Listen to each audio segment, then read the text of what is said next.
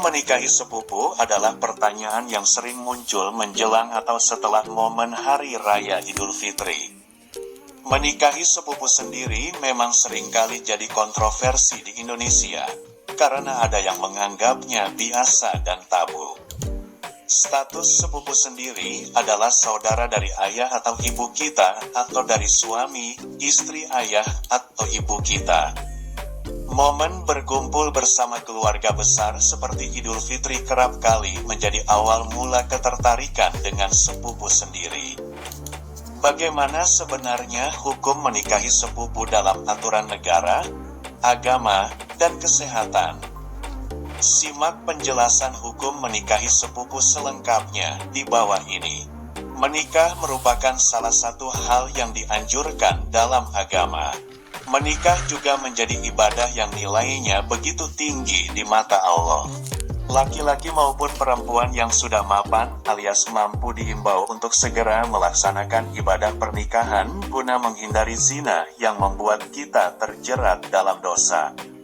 Apalagi manusia termasuk makhluk yang gak bisa menahan hawa nafsu, baik nafsu menahan lapar maupun biologis. Meskipun begitu, jika kamu sudah ada niatan untuk menikah, kamu wajib memperhatikan aturan dalam agama mengenai pernikahan. Dilansir dari Nu Online, ada beberapa ketentuan atau hukum menikah yang harus dipahami oleh laki-laki maupun perempuan. Di antaranya ialah mempelai laki-laki dan perempuan yang bukan mahram, ada akad yang dilakukan sendiri oleh wali atau wakilnya, dan ada 2 orang saksi dan ada mahar, mas kawin. Mahram adalah perempuan yang haram untuk dinikahi karena beberapa sebab. Keharaman dikategorikan menjadi 2 macam, yakni hurmah muabadah, haram selamanya, dan kedua hurmah muwakatah, haram dalam waktu tertentu. Hurmah muabadah disebabkan oleh adanya hubungan kekerabatan, karena hubungan permantuan, musyaharah, dan susuan. Maka, hukum menikah dengan melihat kategori ini, ibu, anak perempuan, saudara perempuan, anak perempuannya saudara laki-laki, keponakan, anak perempuannya saudara perempuan, keponakan, bibi dari ayah, dan yang terakhir bibi dari ibu haram buat nikahi. Lantas bagaimana hukum menikahi sepupu sendiri? Entah beda kakek, dari pihak ayah, maupun dari ibu. Pertanyaan seperti ini selalu trending, apalagi menjelang Idul Fitri. Pasalnya, kita tak hanya sekadar mengucapkan kata-kata Idul Fitri melalui grup WhatsApp keluarga saja, tetapi kita juga silaturahmi secara langsung.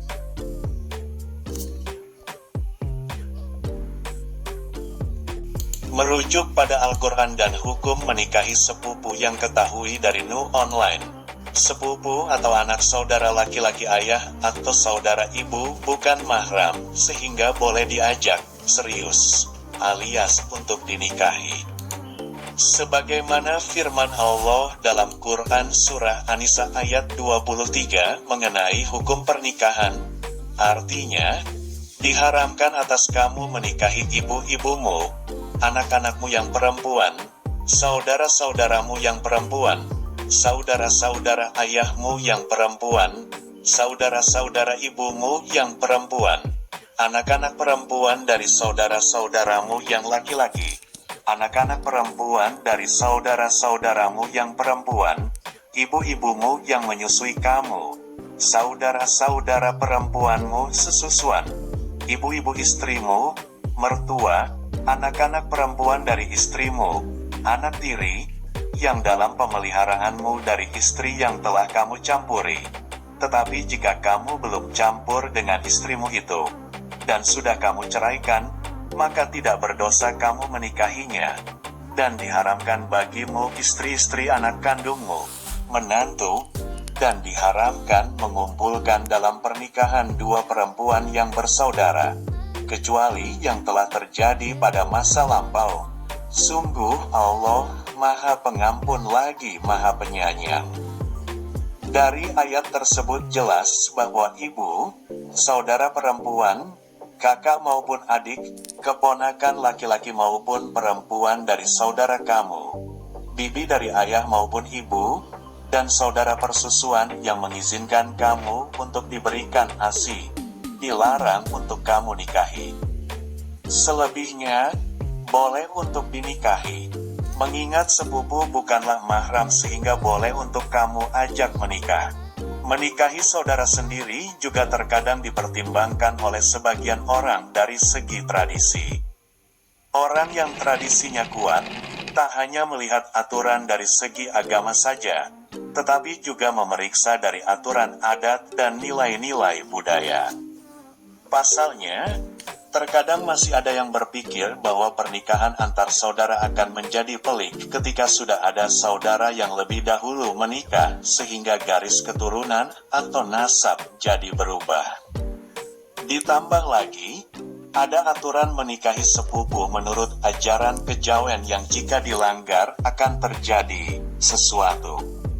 Meskipun demikian, menurut beberapa artikel di internet, hukum adat tidak melarang pernikahan sepupu. Secara syariat juga tidak melarang sehingga sudah cukup untuk kamu melangkah ke jenjang pernikahan. Berkiblat pada ajaran agama, hukum menikahi saudara sendiri menurut negara diatur dalam pasal 39 Hi.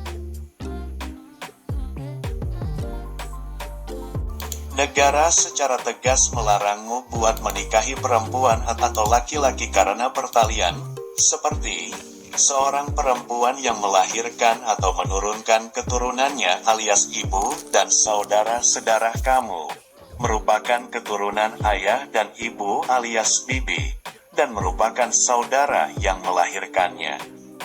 Selain itu, negara juga melarang terjadinya pertalian kerabat karena semenda dengan seorang perempuan, yakni melahirkan istrinya atau bekas istri, merupakan mantan istri yang menurunkannya, merupakan keturunan istri atau mantan istrinya, kecuali putus hubungan dengan mantan istrinya itu qobla al-duhul, belum berhubungan seksual, merupakan mantan istri keturunannya. Terakhir, negara melarang terjadinya pernikahan karena pertalian persusuan dengan perempuan yang menyusuimu dan seterusnya menurut garis keturunan, perempuan persusuan beserta garis keturunannya, perempuan saudara sesusuan dan kemenakan sesusuan ke bawah, perempuan bibi sesusuan dan nenek bibi sesusuan ke atas, anak yang disusui oleh istri dan keturunannya. Perkawinan antar kerabat dekat, seperti sepupu pertama diketahui memiliki risiko lebih tinggi dalam menurunkan sifat genetik tertentu yang tidak diinginkan. Terdapat penyakit bawaan yang memiliki sifat autosomal resesif yang dapat muncul ketika sepasang pembawa gen resesif menikah dan memiliki keturunan. Kelainan kromosom, genetik, dan bawaan dapat mempengaruhi keluarga manapun. Namun jika perkawinan terjadi di antara sepupu dekat, risiko kesehatan bisa meningkat. Sepupu pertama, misalnya, berbagi 12,5% DNA, sehingga keturunan yang dihasilkan memiliki sejumlah besar gen yang serupa. Jika ibu memiliki sedikit masalah pada genetik, kemungkinan besar anak tidak akan mewarisi masalah tersebut apabila tidak ada masalah serupa dari sisi ayah. Namun, jika ayah memiliki genetik yang tidak sehat, gen yang berbeda dari ibu dapat memberikan perlindungan.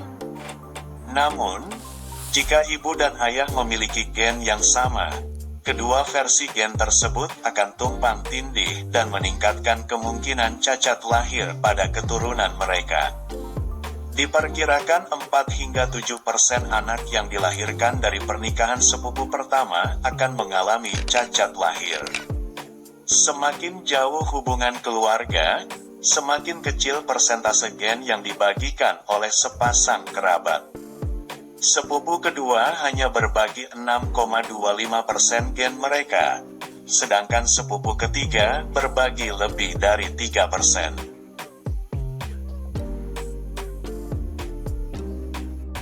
Hukum menikahi sepupu di Indonesia sebenarnya tidak dilarang, kecuali jika perkawinan tersebut akan melanggar agama atau adat istiadat setempat. Menurut aturan negara dan agama, seseorang bisa menikahi sepupu sendiri secara sah. Namun tidak demikian dari aspek kesehatan, karena menikah dengan sepupu sendiri yang termasuk saudara berisiko lebih tinggi melahirkan anak tidak sehat. Selain itu, pernikahan antar sepupu juga bisa menjadi kontroversi di masyarakat dan mendapat stigma negatif.